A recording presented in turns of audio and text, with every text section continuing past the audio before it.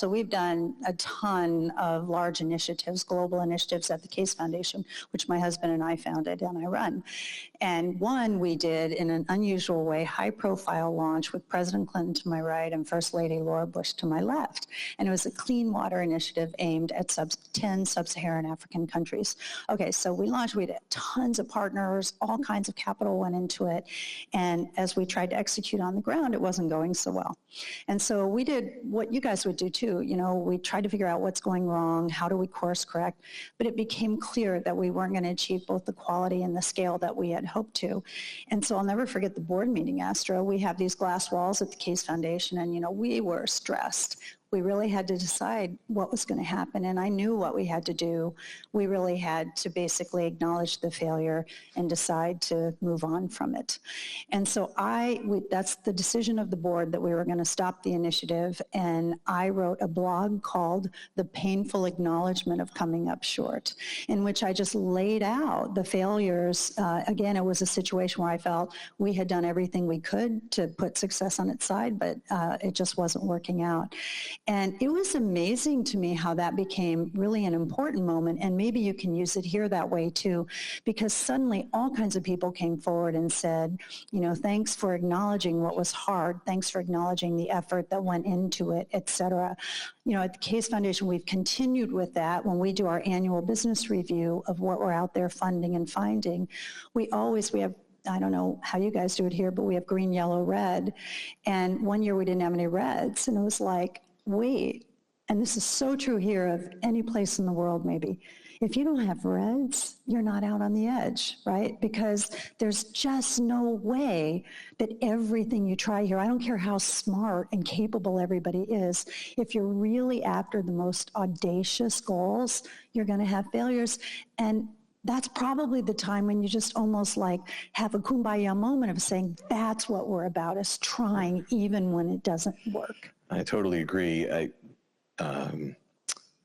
often reference skiing. You know, if you don't fall once in a while, you're not skiing fast enough, because you're not going to learn anything if you're never falling. Now, you don't want to break your neck, but you should be falling a couple times a day in a somewhat spectacular yard sale way, or you're not getting better at a good clip.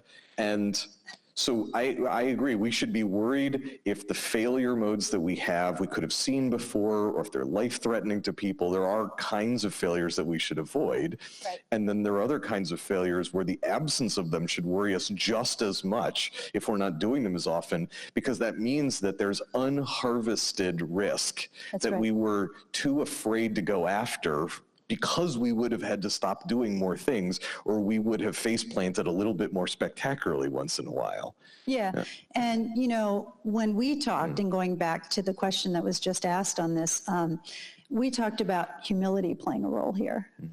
You know, just knowing out there in the world, the question of, can Silicon Valley be humble right now? And Astro and I spent a lot of time talking about the humility of the teams here. The other thing failure can do is it can really keep you humble. And I think humility is an undervalued characteristic, particularly when you're out there really flying high, which you guys are high flyers. You know, we get to do things where we fly high. Humility teaches just like failure teaches, and failure can create humility. So in the long run, I think, you know, that humility can be a really positive force as you go forward. When teams are unsuccessful of one kind or another, the kinds of things that they're afraid of, a personal thing that they're afraid of that happens, or when it happens to a team, we spend a lot of our time here trying to find ways to help teams and individuals feel ahead of time like it will be okay. I'm curious, how many people here have had a project at X stopped, or the group they were part of meaningfully disbanded? So presumably those folks actually feel somewhat better because they've already been through it before. Yeah. But we think a lot about how to help the other 70%. If you haven't been through it before, how do you feel viscerally that it's going to be okay? What have you seen that companies can do, not to say it won't hurt a little bit when you fall, but to say, you're not going to break your neck, metaphorically speaking, that will help you get up, we'll dust you off, it's going to be fine, we'll go on some more runs later in the day, we'll try the double black diamond.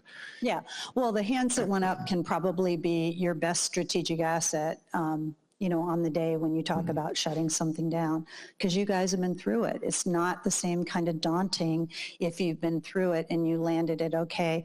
I have a chapter in the book called Fail in the Footsteps of Giants. And, it's just, I think we do everyone, but particularly young people, a disservice when we sanitize stories of success. And too often they are sanitized. I did a whole commencement address once on just my failure resume. So I just think having the people who've been through it be transparent about, hey, I've been there, things worked out, it'll be okay, it's a more powerful thing than it might seem on the surface. Have you seen companies doing other things that, an example is, to varying degrees, we've given bonuses to teams We've done the same thing. When they help to wind down their own project, to tell them that we understand not only everyone here works hard, so the bonus isn't like you worked hard, because everybody here's working hard. And it's not, gee, we're really sorry for you, and this will help you, nurse your wounds a little bit better. It's, you did part of the hard work of becoming dispassionate and being a portfolio manager here with us. You pulled yourself out of the intense immediacy you were in and got past your own individual fears. And that is praiseworthy above and beyond the hard work that everyone here is doing. So that's something we do. What else have you seen other companies do like that helps sort of land, we want you to act fearlessly and we reward you when you act fearlessly? Well, fearless rewards can be bonuses or beyond. We've done bonuses too. And by the way, I think those bonuses shouldn't just wait till something shuts down, right? But if you found a critical failure along the way that allowed you to pivot and find the right way forward, that's another time where fearless recognition can come in. The sad news is, as you're asking your question, I'm sitting here going, what have I seen? What have I seen? I haven't really seen a lot of examples of companies sort of getting it right when it comes to how to reward failure, beyond these issues that we talked about whether it's bonus or whether it's really creating the atmosphere, the environment that basically acknowledges, no one gets fired if they're doing what they need to do.